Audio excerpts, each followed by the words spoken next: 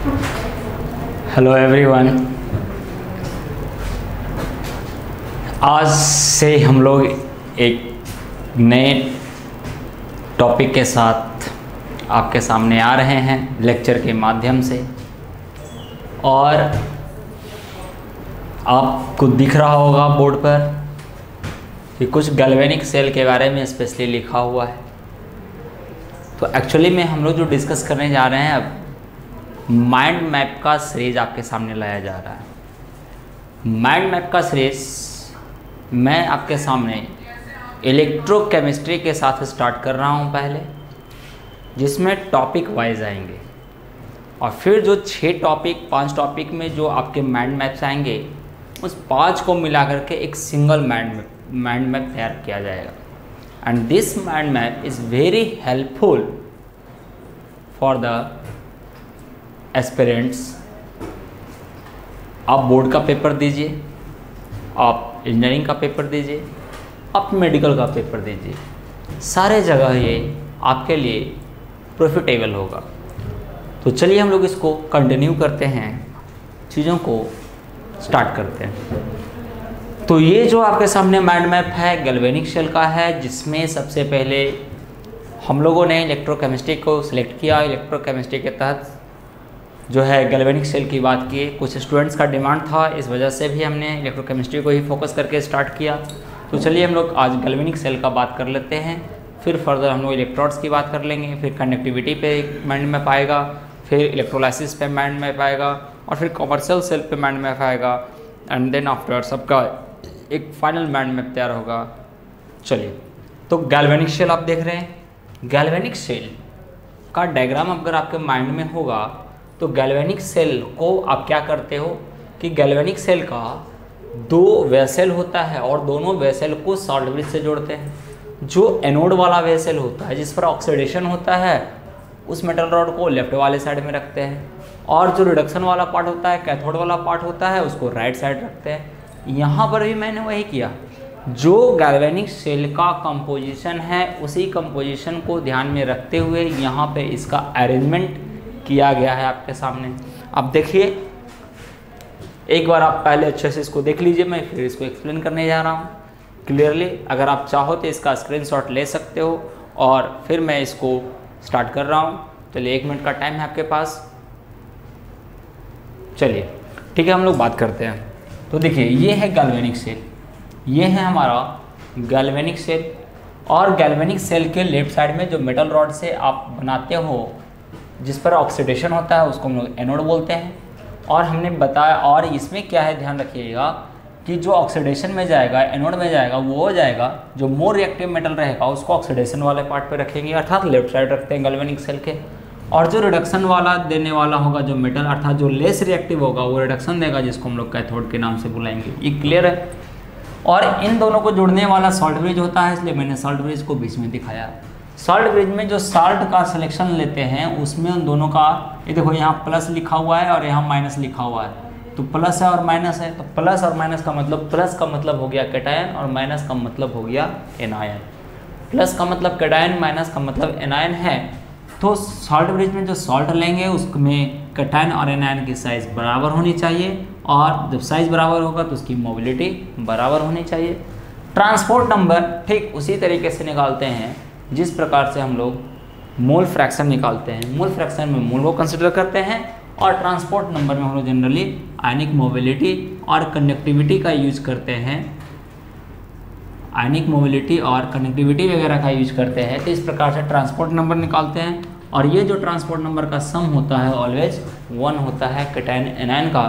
ठीक उसी प्रकार से जिस प्रकार से किसी भी सॉल्यूशन में जितने भी कंपोनेंट्स है उसके मोल फ्रैक्शन का सम 1 होता है, ठीक उसी प्रकार से कैटायन और एनायन के ट्रांसपोर्ट नंबर का सम हमेशा 1 होगा। ये एकदम फिक्स है। ठीक है, तो चलिए इतनी बात कर लिए। अब गैल्वेनिक सेल में होने वाला सेल रिएक्शन ये है, ठीक है, और उसको रिप्रेजेंट हम लोग इससे करते हैं। तो जो लेफ्ट साइड वाला होता है वो ऑक्सीडेशन वाला पार्ट होता है, और जो राइट साइड में होता है जो क्या होता है, रिडक्शन वाला पार्ट होता है।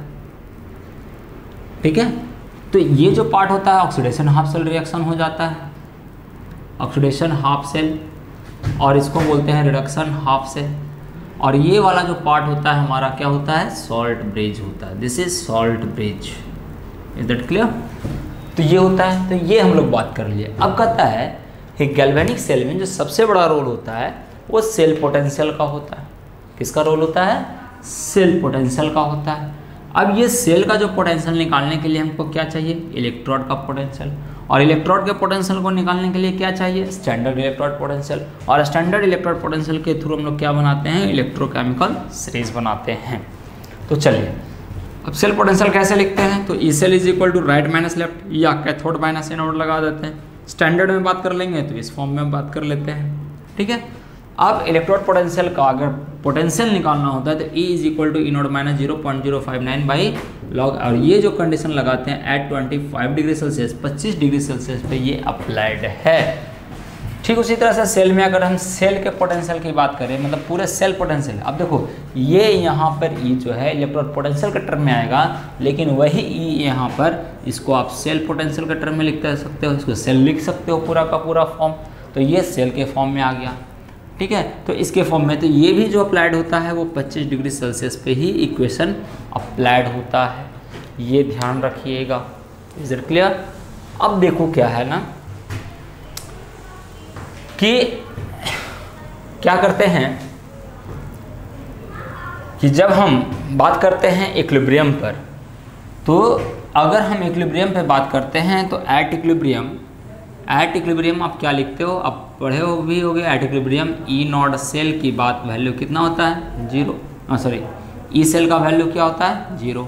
इक्विलिब्रियम पर ई सेल का वैल्यू 0, तो वो किसके बराबर हो जाएगा, ई नॉट सेल के बराबर हो जाएगा। तो इस कंडीशन में जब हमारा एट इक्विलिब्रियम बात करेंगे तो इस कंडीशन में ये क्या हो जाएगा, E naught cell is equal to लिख लेंगे हम लोग 0.059 बाई एन, और इसी को हम डायरेक्ट लिख दे रहे हैं इस पूरे फॉर्म को क्यू के फॉर्म में, तो क्यू के फॉर्म में दिखा सकते हो, तो ऐसे रिप्रेजेंट कर सकते हैं, ठीक है ना। तो इस प्रकार से सिमिलरली यहाँ पर भी अगर चले आते हैं क्या, एट इक्विलिब्रियम पे, तो अगर हम एट इक्विलिब्रियम पे चले आते हैं तो एट इक्विलिब्रियम पर क्या होता है, ई का वैल्यू 0, देन हम लोग लगा देंगे क्या, then E naught is equal to 0.059 by n log Q वाला टर्म के इक्विलिब्रियम लगाएंगे, और यहाँ पर भी कर दो के इक्विलिब्रियम ही, ये भी के इक्विलिब्रियम है। तो इस पार्ट में इस तरह से करते हैं। अब सेल के अनुसार जो रिएक्शन चलता है, उस रिएक्शन के कारण जो एनर्जी सामने आता है, उस एनर्जी को हम लोग फ्री एनर्जी के टर्म में कैलकुलेट करते हैं, और स्टैंडर्ड कंडीशन में standard change of free energy के रूप में कैलकुलेट करते हैं, जो minus negative of work done के बराबर होता है, जो ये इक्वेशन होता है। दूसरा मैक्सिमम वर्क डन के लिए NF ई नॉट करेंगे, और अगर वही ई नॉट का वैल्यू कितना आ गया 0.059 बाई लॉग के इक्विलिब्रियम, तो यहाँ पर लगा दिए इस वैल्यू को, तो इसके बराबर हो जाएगा। तो ये ध्यान रखना है। इंट्रोपी चेंज है, इंथैल्पी चेंज है, इंट्रोपी चेंज NF इंटू क्या हो जाएगा, change of cell potential by change of temperature, और del H is equal to NF into T into D E cell by D D minus E cell लगाते हैं। अब देखो क्या है कि इधर अगर हम लोग आते हैं, ठीक है, तो electrode potential, standard electrode potential की बात करते हैं, तो यहाँ पर कहता है कि स्टैंडर्ड इलेक्ट्रोड पोटेंशियल जो निकालते हैं हम लोग किसका यूज़ करते हैं, स्टैंडर्ड इलेक्ट्रोड पोटेंशियल जब भी निकालते हैं तो एक्सपेरिमेंटली निकालते हैं, और निकालने के लिए स्टैंडर्ड हाइड्रोजन इलेक्ट्रोड या नॉर्मल हाइड्रोजन इलेक्ट्रोड का यूज़ करते हैं, जहाँ पर उस इलेक्ट्रोड का स्टैंडर्ड पोटेंशियल ऑलवेज क्या लेते हैं, 0 लेते हैं, क्योंकि हमारा स्टैंडर्ड हाइड्रोजन इलेक्ट्रोड एक रेफरेंस इलेक्ट्रोड के तहत वर्क करता है, इसलिए यहाँ पर देखो लिख दिया मैंने कि क्या है, ये रेफरेंस इलेक्ट्रोड है, ठीक है। और इसके लिए पीएच के लिए इक्वेशन ये वाला टर्म है, क्योंकि ई नॉट 0 होगा तो ई इज इक्वल टू ये पीएच का इक्वेशन है, आप ये ध्यान रख सकते हो। और सबसे बड़ी बात है कि इलेक्ट्रोकेमिकल सीरीज पर जो सबसे ज़्यादा जो प्रॉब्लम आता है वो इसी पार्ट्स पे आता है कि जिसका रिडक्शन पोटेंशियल जितना कम होगा वो उतना ही ज़्यादा रिड्यूसिंग बिहेवियर देगा, उसकी रिएक्टिविटी आप कह सकते हो यहाँ से कि रिएक्टिविटी टर्म भी लगा सकते हो कि रिएक्टिविटी जो होगी वह उतनी ही फास्ट होगी।